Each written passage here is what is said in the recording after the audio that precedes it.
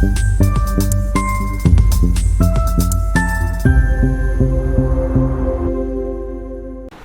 My dear friends, how are you all. चलिए, आपका इंतज़ार पूरा हो गया है, आपका इंतज़ार खत्म हो गया है। अब एसबीआई ने पीओ का नोटिफिकेशन जारी कर दिया है। अब आप एसबीआई पीओ का फॉर्म भर सकते हैं।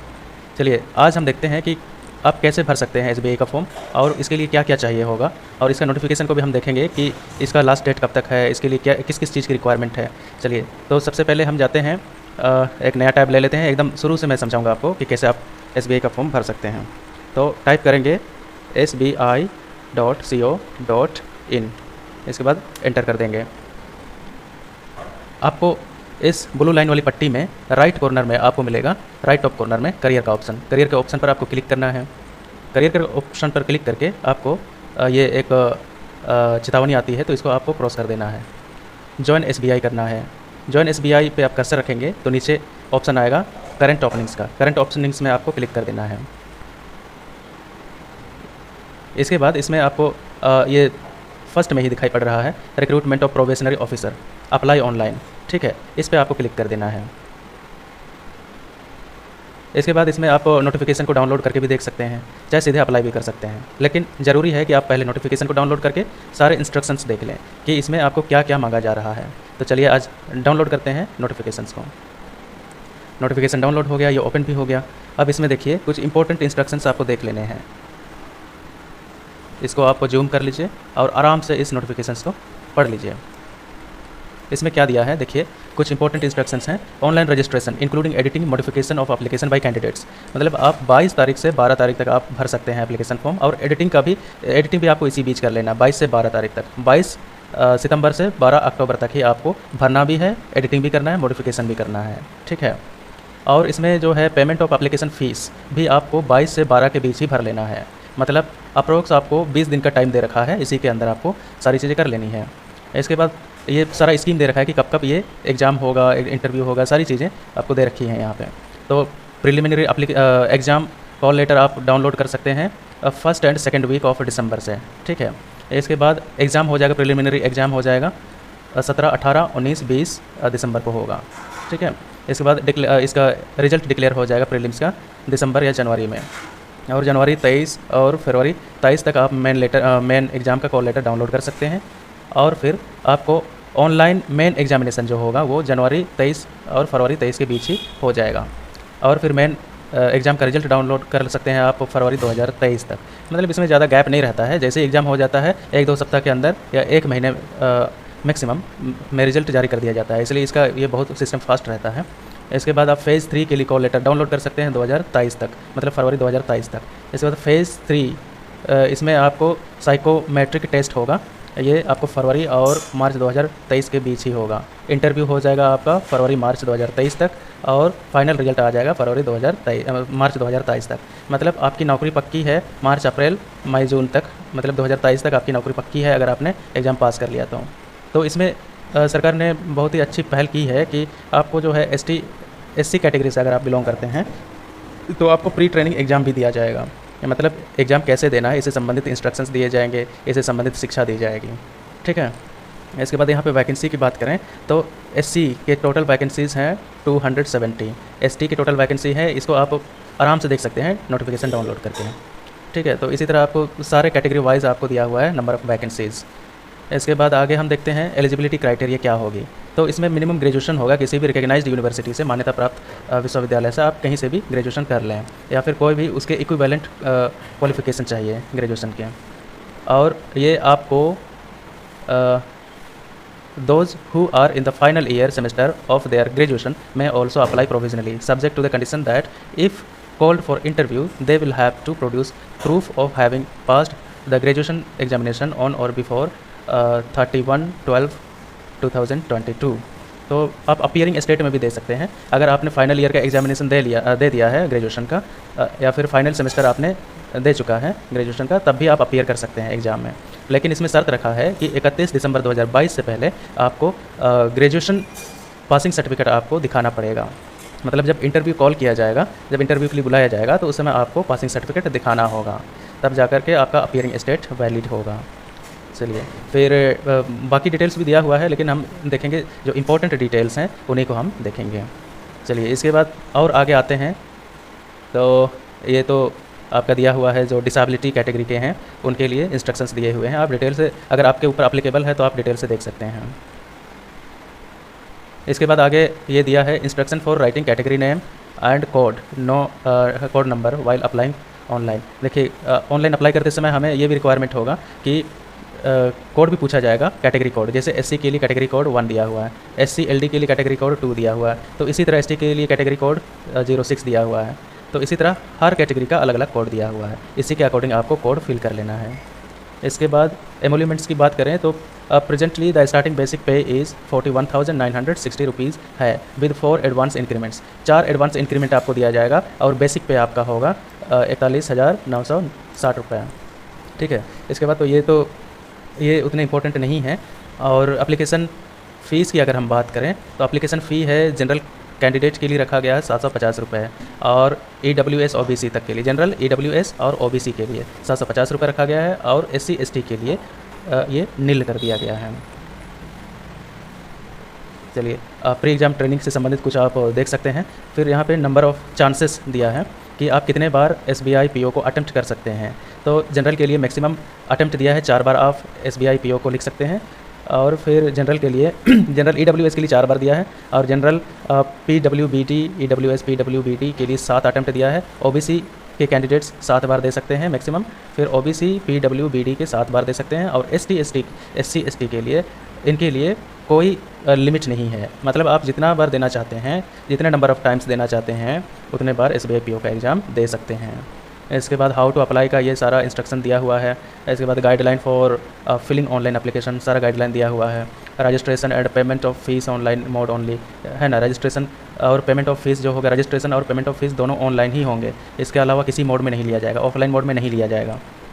तो ये सारी चीज़ें दे रखी हैं यहाँ पे। इसके बाद आपको डिक्लेरेशन फॉर्म भी इस फॉर्मेट में भरना पड़ेगा, है ना। और फिर लेफ़्ट थंब इम्प्रेशन जो होगा उससे रिलेटेड गाइडलाइंस दिया हुआ है कि कैसे भरा जाएगा। चलिए आई होप ये सारी चीज़ें हो गई हैं। अब हमें एग्ज़ाम फॉर्म भरना सीख लेना चाहिए। यहाँ पे भी आप देख सकते हैं कि एग्जामिनेशन सेंटर्स कहाँ कहाँ पड़ेंगे, ये सारे सिटीज़ का नाम दिया हुआ है, तो ये आप डिटेल से देख लेंगे। ठीक है।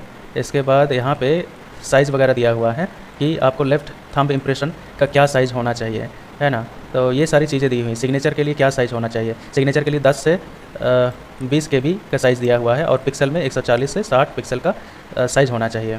और सिग्नेचर कैपिटल लेटर्स में नहीं होना चाहिए बिल्कुल। ये जैसे आप सिग्नेचर करते हैं वैसे ही सिग्नेचर करें, कैपिटल लेटर्स में ना करें। फिर लेफ़्ट थंब इम्प्रेशन आपको इस डायमेंशन में होना चाहिए। अगर DPI में आप कर रहे हैं, सॉरी पिक्सल में, आपको 240 से 240 × 240 के साइज़ में आपको करना होगा। सेंटीमीटर में करेंगे तो 3 सेंटीमीटर से 3 सेंटीमीटर। ठीक है। लंबाई 3 सेंटीमीटर, चौड़ाई 3 सेंटीमीटर होना चाहिए। फाइल साइज़ आपका 20 से 50 KB के अंदर ही होना चाहिए थंब इम्प्रेशन। फिर है हैंड रिटन डिक्लेरेशन जो होना चाहिए, उसका डायमेंशन होना चाहिए 800 से 400 पिक्सल, और इसको सेंटीमीटर में अगर हम करें तो 10 सेंटीमीटर से 5 सेंटीमीटर के बीच ही होना चाहिए। और इसमें जो है आपका फ़ाइल साइज़ ये आपका 50 KB से 100 KB के बीच होना चाहिए। तो चलिए अब हम स्टार्ट करते हैं एग्ज़ाम फॉर्म भरना। तो अब हम जैसे मैंने आपको गाइड किया था कि कैसे कैसे SBI के साइट में आना है और फिर ऑनलाइन अप्लाई पे क्लिक कर देना है। इसके बाद आप यहाँ पे अगर आपको न्यू रजिस्ट्रेशन करना है तो आप क्लिक करेंगे, click here for new registration. इसके बाद यहाँ पे आप भरेंगे सारी चीज़ें। कैपिटल लेटर में आप भरेंगे तो ज़्यादा अच्छा रहेगा। फर्स्ट नेम आपको 2 बार एंटर करना पड़ेगा। इसके बाद मिडिल नेम अगर आपका है तो कंफर्म करना पड़ेगा। अगर मिडिल नेम नहीं है तो सीधे लास्ट नेम में आ जाइए। बहुत सारे कैंडिडेट पूछ रहे थे कि लास्ट नेम अगर नहीं है तो हम क्या करें। तो लास्ट नेम अगर नहीं है तो आपको नहीं भरना है, क्योंकि इसमें स्टार मार्क जो जिसमें भी दिया हुआ है वो कंपलसरी है, उसको आप भरना ही भरना है आपको। फिर मोबाइल नंबर आप भर लेंगे, मोबाइल नंबर आप कंफर्म कर लेंगे। इसके बाद यहाँ पे अल्टरनेटिव नंबर अगर कुछ और देना चाहते हैं, कोई और मोबाइल नंबर, तो आप दे सकते हैं, नहीं तो आप इसको छोड़ सकते हैं। इसके बाद यहाँ पे आप अपना ईमेल एड्रेस भर लेंगे। ईमेल एड्रेस में आपको डोमेन नेम से पहले का ही सिर्फ भरना है। जैसे मेरा है नागविजय 562, बस इतना ही भरना है। @ वगैरह आप यहाँ से चूज कर लेंगे। डोमेन नेम आप यहाँ से चूज कर लेंगे। @ तो दिया है, बस डोमेन नेम आपको चूज करना है।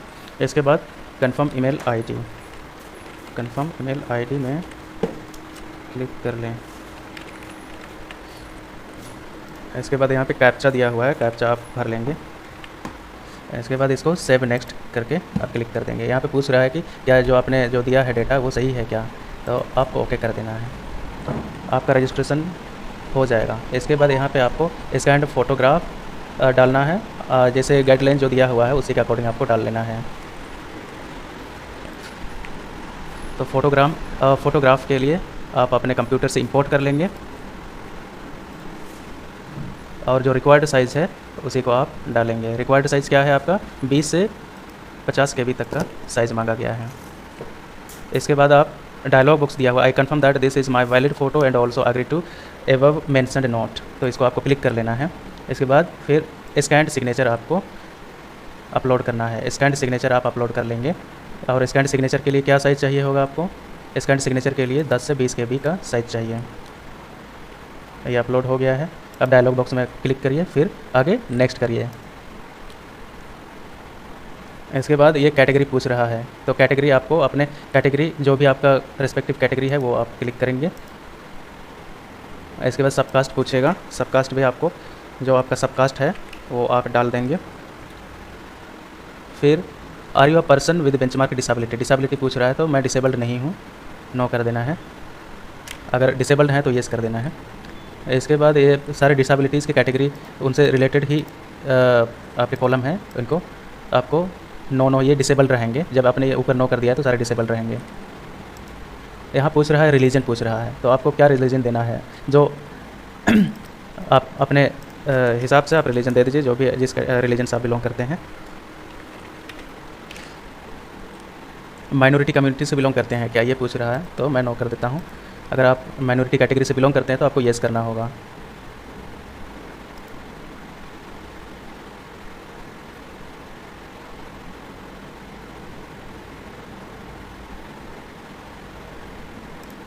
यहाँ पे आपको पूछा जा रहा है इस कॉलम में कि आपने पीओ का एग्ज़ाम कितने बार दे दिया है, तो नंबर ऑफ़ अटेम्प्ट्स आपको यहाँ पे देना है, जितने बार भी दिया होगा आपने वो देना है आपको, तो मैं इसको 0 कर देता हूँ। इसके बाद do you have record of default in payment, यहाँ पे आपको पूछ रहा है कि क्या आपने पेमेंट डिफ़ॉल्ट किया है कभी, मतलब पेमेंट से आपने स्किप किया है कभी, आपने सरकार को धोखा दिया है, किसी तरह का लोन वगैरह आपका रीपेमेंट नहीं हुआ है क्या, तो आपको ये सब में नो कर देना है। Do you have adverse report regarding character के खिलाफ क्या आपके पास एडवर्स रिपोर्ट है, नो कर देना है। Are you an employee of State Bank of India in the clerical cadre, क्या आप SBI बैंक में क्लर्क हैं क्या, नहीं। Are you an employee of SBI in the office cadre, ये मैं नो कर देता हूँ, नो कर देता हूँ, नो कर देता हूँ। इसके बाद यहाँ पे आपको पैन नंबर पूछ रहा है, तो पैन नंबर आपको एंटर कर देना है। पैन नंबर एंटर करने के बाद आपको नेशनलिटी एंटर कर लेना है, इंडियन। इसके बाद स्टेट UTI जिससे आप बिलोंग करते हैं वो एंटर कर लेंगे। सेंटर कोड खुद से आ गया है। एग्ज़ाम सेंटर आपको एंटर कर लेना है। एग्ज़ाम सेंटर से फिलअप करने के बाद आपको कोरेस्पॉन्डिंग एड्रेस वगैरह फिलअप करके यहाँ पे एक डायलॉग बॉक्स आएगा कि आपको ये पूछा जा रहा है कि आप कौन सा आई कार्ड लेते आएंगे अपने प्रूफ के लिए, ID प्रूफ कौन सा लेते आएंगे, तो आपको यहाँ पे टिक कर लेना है और यहाँ पे आपको टाइप ऑफ ID प्रूफ आपको यहाँ पे क्लिक कर लेना है। अगर मुझे तो पैन कार्ड लेना है तो पैन कार्ड यहाँ पे क्लिक कर लेना है। यहाँ पे ID प्रूफ नंबर क्लिक कर लेंगे, ID प्रूफ नंबर डाल देंगे। आगे DOB पूछा जा रहा है, आप DOB अपना डेट ऑफ बर्थ डाल देंगे।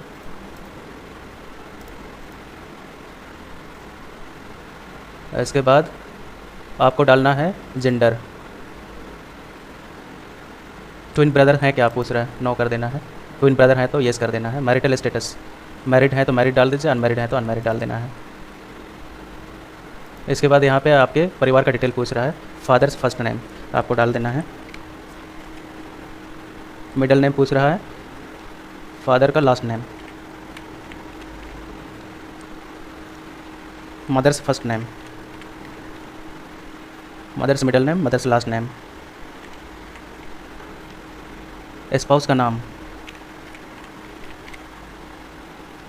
स्पाउस का मिडिल नेम, स्पाउस का लास्ट नेम। इसके बाद कोरेस्पोंडेंस एड्रेस, आपको एड्रेस फॉर कोरेस्पोंडेंस मतलब पत्राचार के लिए आपको अपना एड्रेस फिल कर लेना है। एड्रेस का सारा कॉलम भर के यहाँ पे आपको एक डायलॉग बॉक्स पूछेगा। यहाँ पे लिखा हुआ है कि same as address for correspondence. आपका अगर एड्रेस दोनों सेम है ना, कोरेस्पोंडेंस एड्रेस और परमानेंट एड्रेस, तो आपको इस डायलॉग बॉक्स में टिक कर लेना है। इसके बाद आगे बढ़ जाना है। इसको आपको एक बार वैलिडेट योर डिटेल्स कर लेना है। इसमें आपको पता चल जाएगा कि कहीं गलत तो नहीं भरा गया है। तो वेरीफाइड सक्सेसफुली दिखा रहा है, इसका मतलब मैंने सारे कॉलम सही सही भर लिए हैं। ओके कर देना है। इसके बाद आपको सेव नेक्स्ट क्लिक कर देना है। इसके बाद यहाँ पे आपको एजुकेशन डिटेल्स पूछेगा। एजुकेशन डिटेल्स में आपको, अगर आप अपीयर्ड हैं, अगर आपने फाइनल सेमेस्टर का एग्ज़ाम दे रखा है तो अपीयर्ड देना है, और अगर आप पास हो चुके हैं तो पास दे देना है। इसके बाद यहाँ पे आपको डिग्री सब्जेक्ट पूछेगा, तो आपने किस सब्जेक्ट से स्नातक किया है या ग्रेजुएशन किया है, रेस्पेक्टिव सब्जेक्ट आपको यहाँ पे एंटर करना है।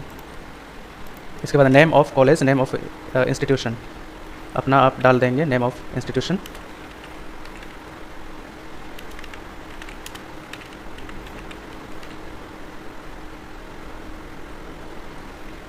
इसके बाद प्लेस ऑफ इंस्टीट्यूशन, कहाँ पे आपका कॉलेज स्थित है, उस सिटी का नाम डालना है या फिर उस जगह का नाम डालना है।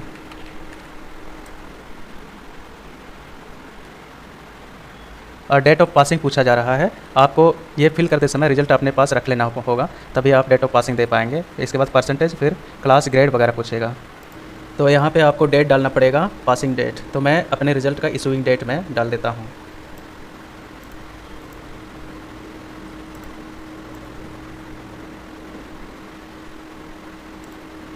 इसके बाद यहाँ पे आपको परसेंटेज डाल देना है, जो भी आपका परसेंटेज है। और यहाँ पे आप किस क्लास से पास किए हो वो डालना है, फर्स्ट, सेकंड, थर्ड। अगर आपका आईडीडी भी है, अगर आपने डुअल डिग्री ले रखा है तो ये कॉलम आपके लिए कंसर्न है। पोस्ट ग्रेजुएशन भी आपने अगर किया हो तो ये कॉलम भी आप भर सकते हैं।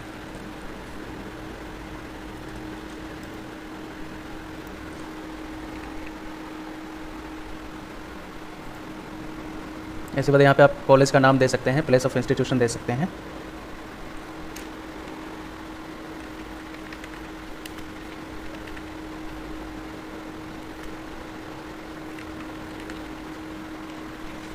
इसके बाद यहाँ पे आप अपना डेट ऑफ पासिंग दे सकते हैं। एजुकेशन क्वालिफिकेशन फिल करने के बाद आप प्रोफेशनल क्वालिफिकेशन भी आप फिल कर सकते हैं, और अगर दूसरे तरह का किसी तरह का क्वालिफिकेशन है तो वो भी आप फिल कर सकते हैं। इसके बाद यहाँ पे पूछा जा रहा है कि अगर आप ST/SC कैटेगरी से बिलोंग करते हैं तो क्या आप प्री ट्रेनिंग एग्ज़ाम लेना चाहते हैं। अगर आपको प्री ट्रेनिंग एग्ज़ाम लेना है तो येस कर दें, वरना नो कर दें।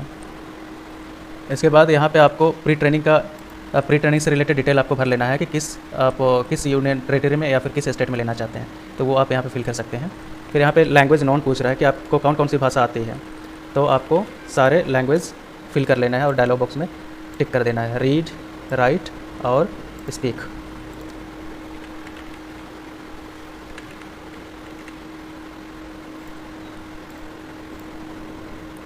इसको वैलिडेट कर लेना है। देखिए 1 एरर आ गया, मतलब कहाँ पे मैंने गलती की है। तो यहाँ पे कुछ गलती हुई है। अच्छा, मैंने ये दूसरे कॉलम में भर दिया था, तो इस तरह से आपको वैलिडेट करते समय पता चल जाएगा कि आपने कौन सा कॉलम गलत भरा हुआ है। तो मैं इसको मैं करेक्ट कर लेता हूँ। इसको मैं डे ही रहने देता हूँ, इसको मैं मंथ ही रहने देता हूँ, और इसको मैं ईयर ही रहने देता हूँ, और इसको मैं यहाँ से हटा देता हूँ, इसको मैं सेलेक्ट ही रहने देता हूँ। और मेरा कंसर्न कॉलम ये था, तो ये मुझे यहाँ पे भरना पड़ेगा।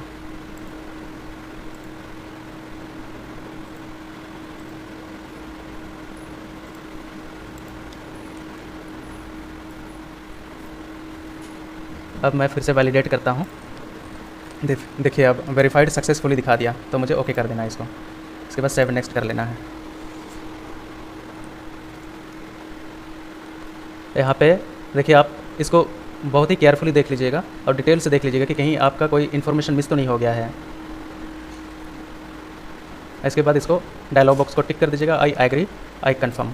अगर आपके डॉक्यूमेंट में कुछ और नाम है और आपने कुछ और नाम भर रखा है फॉर्म में, तो इसको टिक कर दीजिएगा, कंप्लीट रजिस्ट्रेशन कर लीजिएगा। ओके।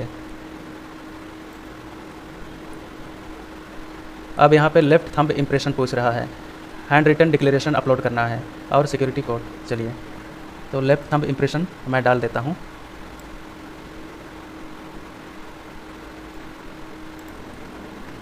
इसी तरह आपको हैंड रिटन डिक्लेरेशन भर लेना है।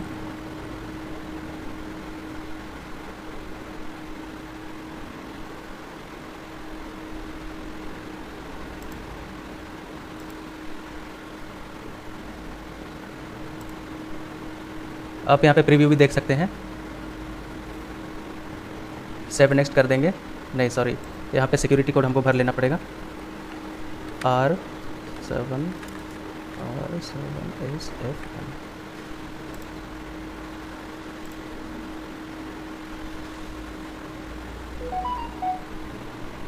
अब ये मैंने सक्सेसफुली भर लिया है। ये मेरा एप्लीकेशन पूरा फिल्ड अप एप्लीकेशन फॉर्म यहाँ पे आ गया है। तो इस तरह से आपको रजिस्ट्रेशन फॉर्म सक्सेसफुली भर लेना है। और ये आप नहीं भूलेंगे कि इसका एक प्रिंट भी ले लेंगे, या फिर PDF फॉर्म में आप सेव कर लेंगे, बाद में प्रिंट ले सकते हैं।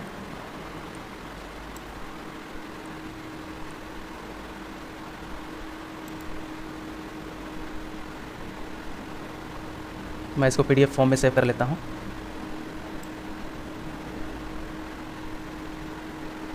इसमें कुछ नाम डाल देता हूँ। अच्छा, इसमें ऑलरेडी नाम डाला हुआ है तो मैं इसको सेव कर लेता हूँ। आपके मोबाइल पे मैसेज भी आ जाता है जब आपका रजिस्ट्रेशन सक्सेसफुली हो जाता है।